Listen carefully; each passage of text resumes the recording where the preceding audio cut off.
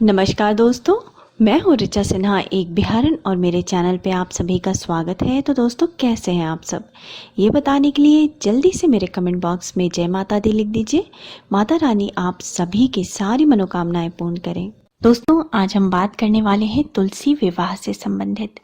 कार्तिक मास का महीना चल रहा है और कार्तिक मास के शुक्ल पक्ष की एकादशी को प्रबोधिनी एकादशी या देव उठनी एकादशी के रूप में मनाया जाता है और इसी दिन तुलसी जी का विवाह भगवान शालिग्राम से कराया जाता है। कहा जाता है कि हर व्यक्ति को अपने जीवन काल में एक बार तुलसी विवाह जरूर करना चाहिए। तो मैं आज अपने इस वीडियो में आपको तुलसी विवाह की सरलतम विधि बताऊंगी, किस प्रकार से आप स्वयं घर में तुलसी जी का विवाह भगवान शालिग्राम से संपन्न कर सकते हैं। इसकी विधि क्या है, तुलसी विवाह की कथा क्या है, किन सामग्रियों की आपको आवश्यकता होगी, इन सब चीजों के बारे में हम विस्तार पूर्वक बात करेंगे। इससे पहले अगर आपने अभी तक मेरे चैनल को सब्सक्राइब नहीं किया है तो इस प्रकार के तमाम ज्ञानवर्धक जानकारियों के लिए आप मेरे चैनल को सब्सक्राइब कर लीजिए।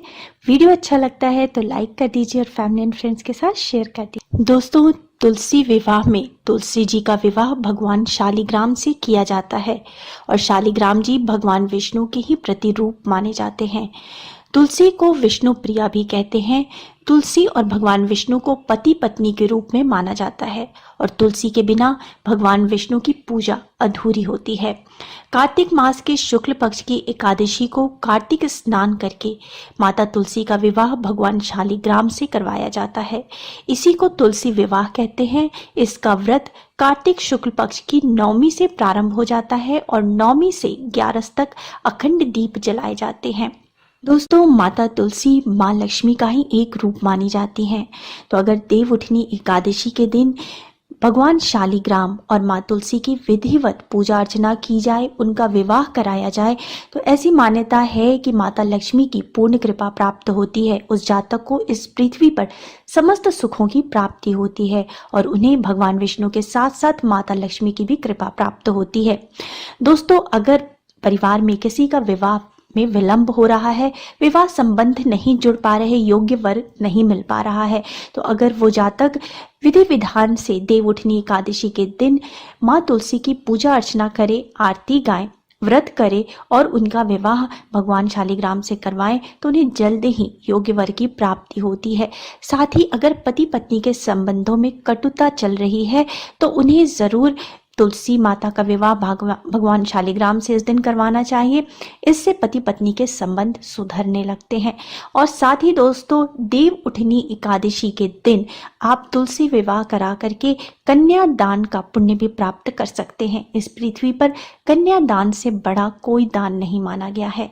तो अगर आप उस दिन माता तुलसी का विवाह भगवान शालिग्राम से करवाते हैं तो आपको कन्या दान का पुण्य प्राप्त होता है। अब दोस्तों, जान लेते हैं कि देव उठनी एकादशी के दिन आप किस प्रकार से स्वयं के बिना किसी पंडित के घर में आप माता तुलसी का विवाह भगवान शालिग्राम से संपन्न कर सकते हैं। मैं आपको इसकी सबसे सरलतम विधि बताऊंगी। सबसे पहले तो आपको तुलसी का गमला साफ सुथरा कर लेना चाहिए, उसे गेरू और चूना से रंग लेना चाहिए। साथ ही जहाँ पे आपको तुलसी विवाह कराना है उस स्थान को भी आप साफ सुथरा कर ले, धो ले और वहाँ पे तुलसी का गमला स्थापित कर दे। अब वहाँ पे आपको साड़ी से और गन्ने से, फूलों से सजा करके खूब सुंदर सा मंडप तैयार कर ले। परिवार के सभी सदस्य शाम के समय तुलसी विवाह में शामिल होने के लिए नए कपड़े पहन करके बिल्कुल तैयार हो जाएं, जैसे आप किसी के विवाह में तैयार होते हैं। साथ ही वो कपड़े शुद्ध भी होने चाहिए। तुलसी के साथ शादी के लिए भगवान शालिग्राम जी यानी कि विष्णु जी की काली मूर्ति होनी चाहिए।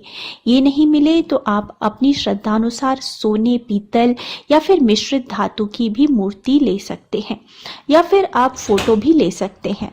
दोस्तों, विवाह की विधि प्रारंभ करने से पहले सबसे पहले आपको गणेश जी की पूजा करनी चाहिए विधिवत। यानी कि गणेश जी को स्नान कराएं, उनको वस्त्र अर्पित करें, टीका, चंदन, पुष्प, धूप, दीप और नैवेद्य अर्पित करें। साथ ही उनसे प्रार्थना करें कि आपकी पूजा निर्विघ्न संपन्न हो, ऐसी वो आप पे कृपा करें।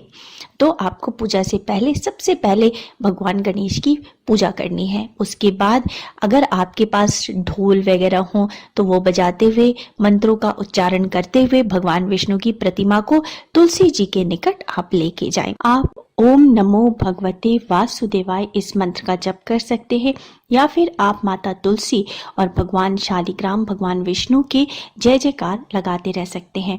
और आपको भगवान विष्णु की मूर्ति को या फोटो जो भी आपने लिया है उसको माँ तुलसी के गमले के बगल में स्थापित कर देना है। अब इसके बाद आपको भगवान विष्णु का आवाहन करना है।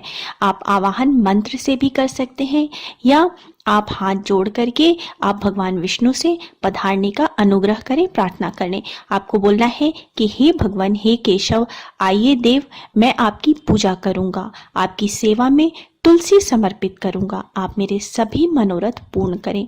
और ऐसे बोलते हुए भगवान विष्णु को प्रणाम करें और जो फूल आपने हाथ में लिया है वो भगवान विष्णु की मूर्ति के सामने छोड़ दें। या फिर आप चाहें तो मंत्र का उच्चारण करते हुए भी भगवान विष्णु का आवाहन कर सकते हैं। यह मंत्र है आगच्छ भगवन् देव आर्चिष्यामि केशव तुभ्यं दास्यामि तुलसीम सर्व काम प्रदो भव। और उसके बाद जो आपने हाथ में पुष्प लिया है वो भगवान विष्णु की मूर्ति के सामने रख दें, छोड़ दें और भगवान को प्रणाम कर लें।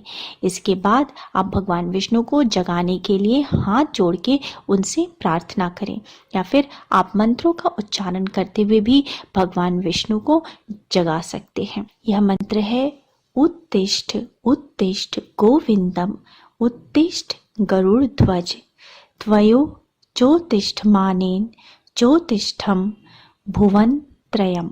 इस मंत्र को आप बोलते हुए भगवान विष्णु से जागने की प्रार्थना कीजिए।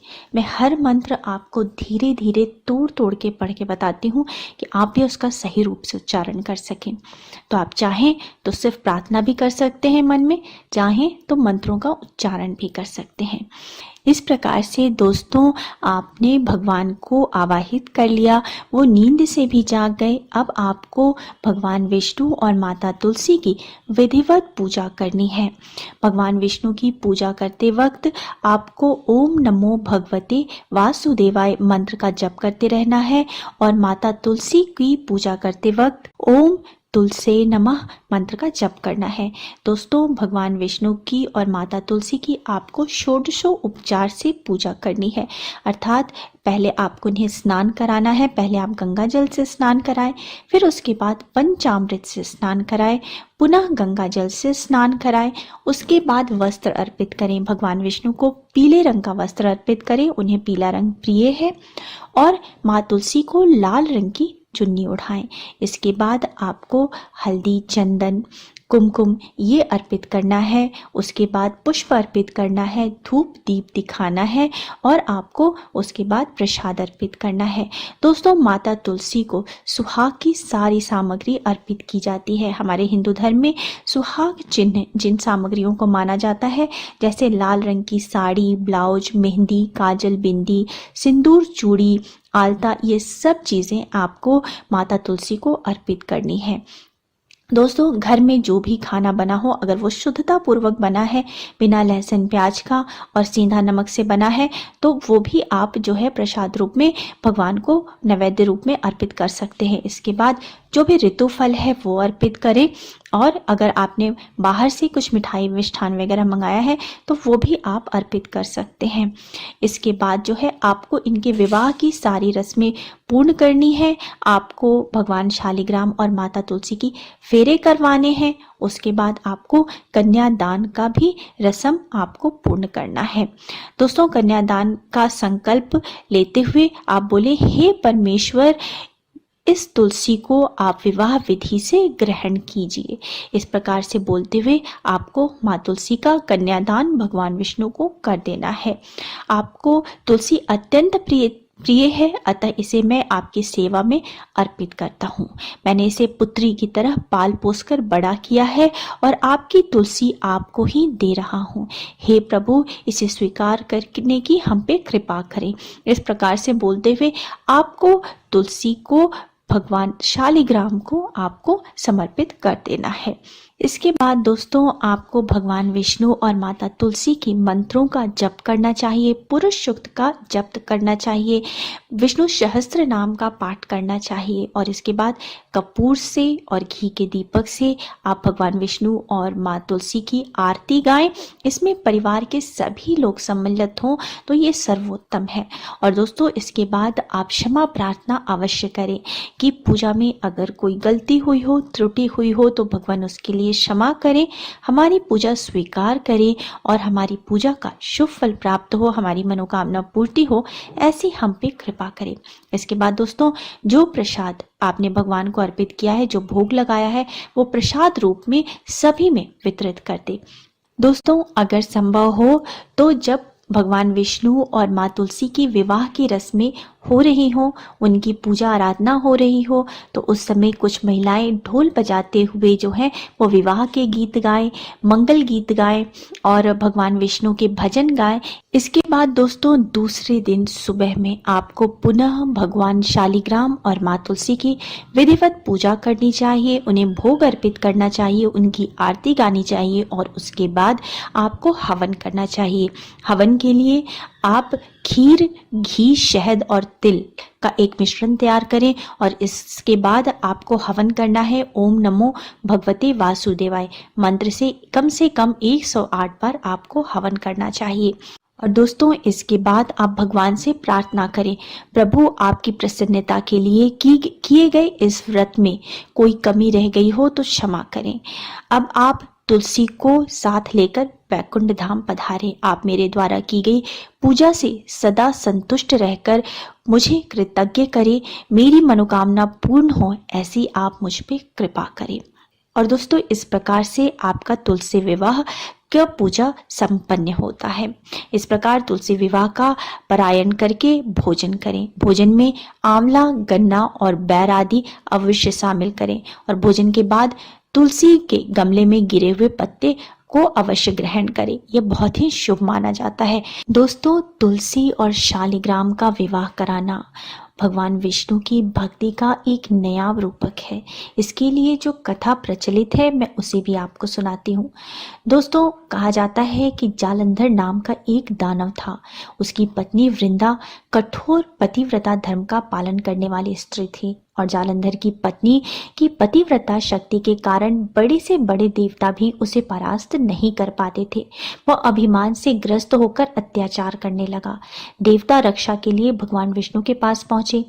विष्णु भगवान ने छल से जालंधर का वेश धारण करके वृंदा का सतीत्व भंग कर दिया। इस कारण जालंधर मारा गया। इस बात पर क्रोधित होकर वृंदा ने विष्णु को पत्थर का बन जाने का श्राप दे दिया।